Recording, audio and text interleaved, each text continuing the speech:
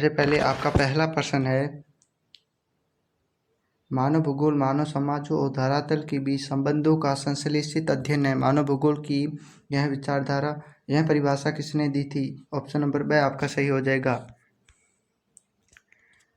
आपका दूसरा प्रश्न है, निम्नलिखित में से एशिया का सर्वाधिक आबादी वाला देश है? आपका ऑप्शन नंबर द सही हो जाएगा, चीन। प्रश्न संख्या 3 है, भारत के उत्तर पूर्वी राज्यों में स्थानांतरणशील कृषि को कहते हैं?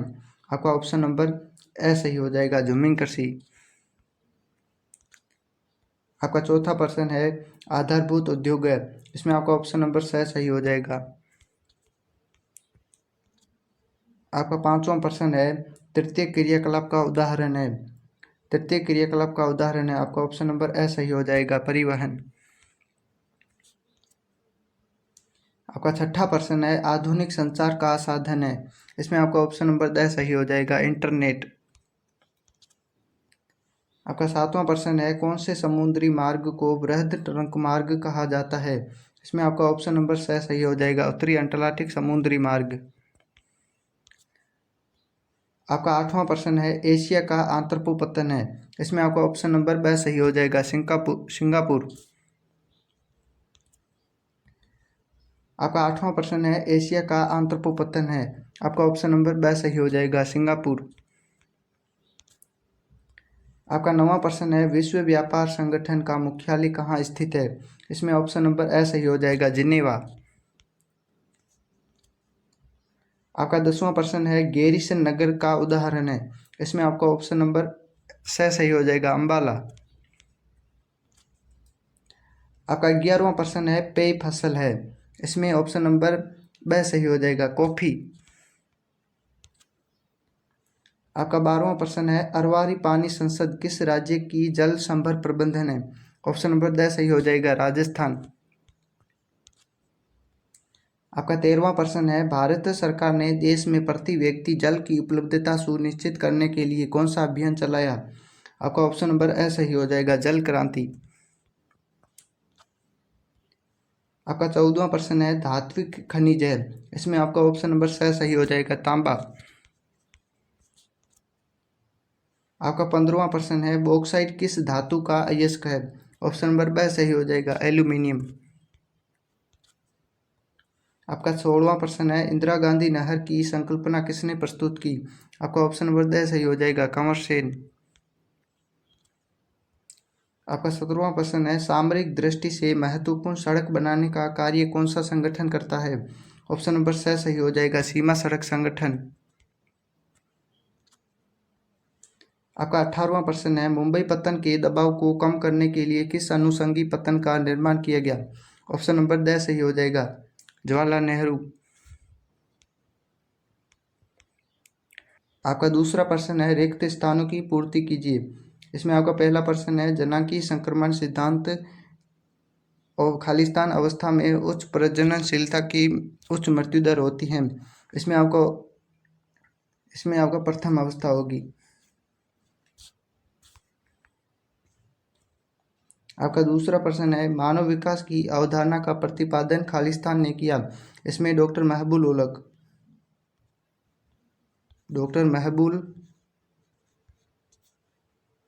उलक।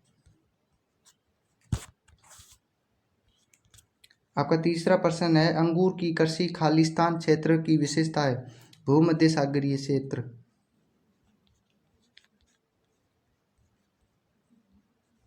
भूमध्य सागरीय क्षेत्र की विशेषता है।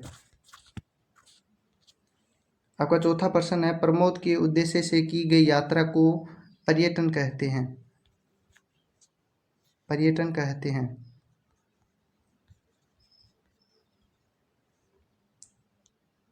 आपका 5वां प्रश्न है, व्यक्तियों व वस्तुओं को एक स्थान से दूसरे स्थान पर ले जाने की सेवा परिवहन कहलाती है?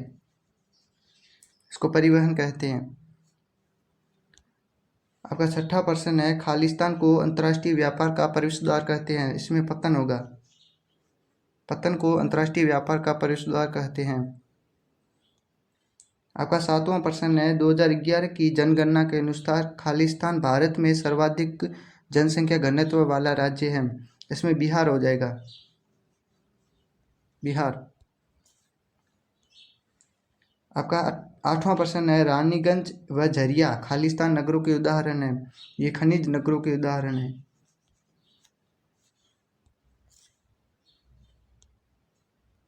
आपका 9वां प्रश्न है, खालिस्तान केंद्र सरकार द्वारा प्रायोजित जल संभर विकास योजना है।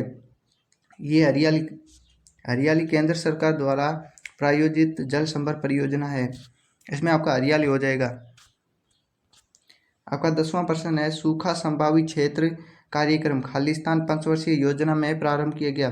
ये चौथी पंचवर्षीय योजना में प्रारंभ किया गया।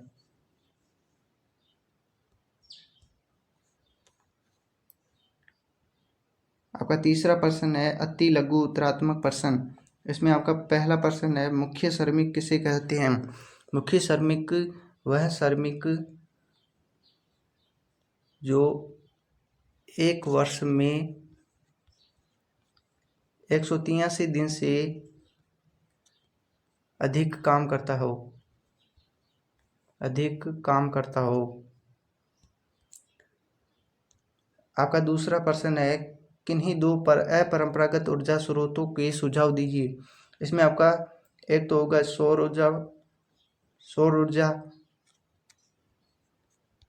और एक पवन ऊर्जा। ये ऊर्जा के अपरंपरागत स्रोत है। आपके तीसरा प्रश्न है, उन भूवैज्ञानिक कालों के नाम लिखिए जिनमें भारत में कोयला निर्माण हुआ था। एक तो होगा टर्शियरी और गोंडवाना। इनमें प्यारे बच्चों कोयले का निर्माण हुआ था। आपका चौथा प्रश्न है, पल्ली बस्ती के स्थानीय नाम लिखिए। इसमें एक तो नगला हो जाएगा, एक ढाणी हो जाएगा।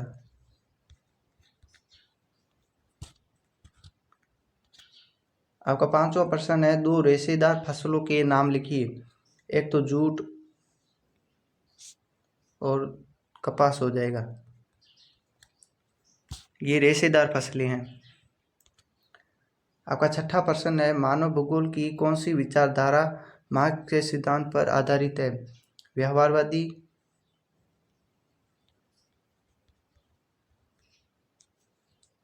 मानवतावादी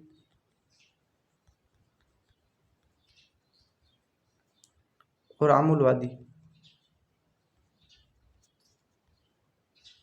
व्यवहारवादी, मानवतावादी और आमूलवादी विचारधारा मार्क्स के सिद्धांत पर आधारित है। आपका सातवां प्रश्न है, जनसंख्या के वितरण को प्रभावित करने वाले दो भौतिक कारकों के नाम लिखिए। एक तो होगा भू आकृति और जलवायु।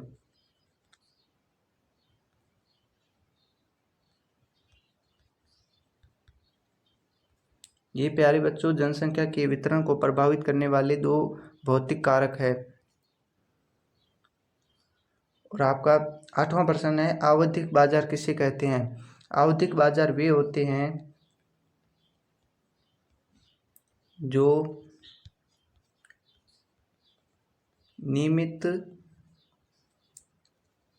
दिनों तक लगाए जाते हैं।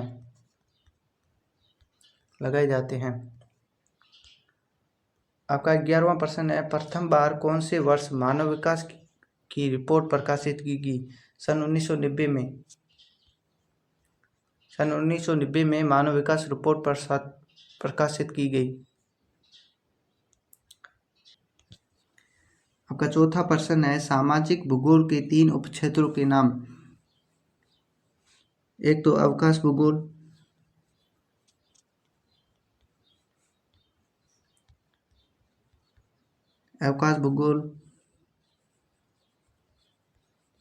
लिंग भूगोल और एक सांस्कृतिक भूगोल। अवकाश भूगोल, लिंग भूगोल और सांस्कृतिक भूगोल ये सामाजिक भूगोल के 3 उपक्षेत्र है। आपका 5वां प्रश्न है, मानव विकास के किन्हीं 3 उपागमों के नाम। आय उपागम,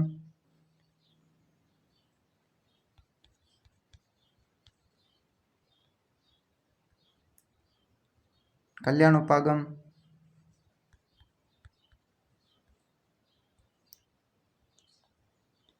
आय उपागम, कल्याण उपागम और आधारभूत आवश्यकता उपागम। आधारभूत आवश्यकता उपागम।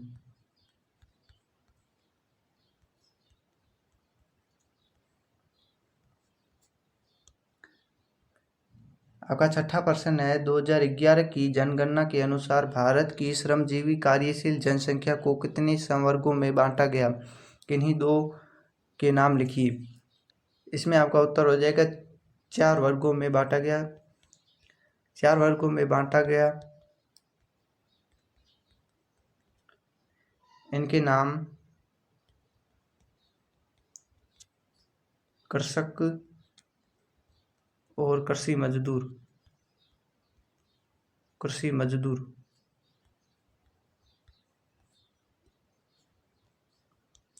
आपका 7वां प्रश्न है, पहाड़ी क्षेत्रों के विकास के लिए 2 सुझाव दीजिए। यह आपका 2 नंबर का प्रश्न है। आपका 8वां प्रश्न है, द्विपक्षीय व्यापार व बहुपक्षीय व्यापार में अंतर स्पष्ट कीजिए। द्विपक्षीय व्यापार वे होते हैं जो 2 देशों के मध्य किए जाते हैं, और बहुपक्षीय व्यापार जब व्यापार अन्य देशों के द्वारा किए जाते हो, वो बहुपक्षीय व्यापार कहलाते हैं। आपका 9वां प्रश्न है, तरल व गैसीय पदार्थों के परिवहन के लिए आप परिवहन के किस साधन का चयन करोगे? हम पाइपलाइन परिवहन का चयन करेंगे। पाइपलाइन परिवहन। आपका 2 नंबर का प्रश्न है। आपका 10वां प्रश्न है, भारत में पेट्रोलियम पदार्थों के आयात में वृद्धि के 2 कारण स्पष्ट कीजिए। ये आपका 2 नंबर का प्रश्न है। आपका 11वां प्रश्न है, जल प्रदूषण निवारण के 2 उपाय बताइए। आपका 12वां प्रश्न है, विस्तृत वाणिज्य अनाज कृषि की 3 विशेषताओं का उल्लेख कीजिए। और 8वां में है, चलवासी पशुचारण के संवर्गों को क्षेत्रों को स्पष्ट कीजिए। आपका 13वां प्रश्न है, पन्नामा नहर व सुएज नहर की तुलना अवस्थिति के लाभ के आधार पर कीजिए। ये प्यारे बच्चों आपका 2 नंबर का प्रश्न है। और 8वां में है, आंतरिक जलमार्ग से आप क्या समझते हैं? विश्व के किसी एक आंतरिक जलमार्ग का वर्णन कीजिए। आपका 14वां प्रश्न है, झाबुआ जिले में भू निम्नीकरण को रोकने के लिए किए गए 3 उपायों को समझाइए। ये प्यारे बच्चों आपका 3 नंबर का प्रश्न है। और 8वां में है, वायु प्रदूषण के लिए उत्तरदायी कारकों को समझाइए। अब आपका खंड द में आपका 15वां प्रश्न है, आधुनिक बड़े पैमाने पर होने वाले विनिर्माण उद्योगों की किन्हीं 4 विशेषताओं का विश्लेषण कीजिए। यह आपका 4 नंबर का प्रश्न है। और 8वां में है, आकार के आधार पर उद्योगों को कितने प्रकार है और विस्तार से विवेचना कीजिए। 8वां में है, आकार के आधार पर उद्योगों के कितने प्रकार है, विस्तार से विवेचना कीजिए। 16वां प्रश्न है आपका, भारतीय कृषि की किन्हीं 4 समस्याओं का विश्लेषण कीजिए। ये प्यारे बच्चों आपका 4 नंबर का प्रश्न है। और 8वां में है, भारतीय कृषि के किन्हीं 4 प्रकारों का वर्णन कीजिए। खंड यह में आपको मैप दिए गए हैं। दिए गए विश्व की रेखा मानचित्र में निम्नलिखित हवाई पत्तनों का अंकित कीजिए। मुंबई का, शिकागो, लंदन और सिडनी को आपको विश्व मानचित्र में आपको दर्शाना है। और आपका 18वां प्रश्न है, दिए गए भारत के रेखा मानचित्र में निम्नलिखित बंदरगाहों को अंकित कीजिए।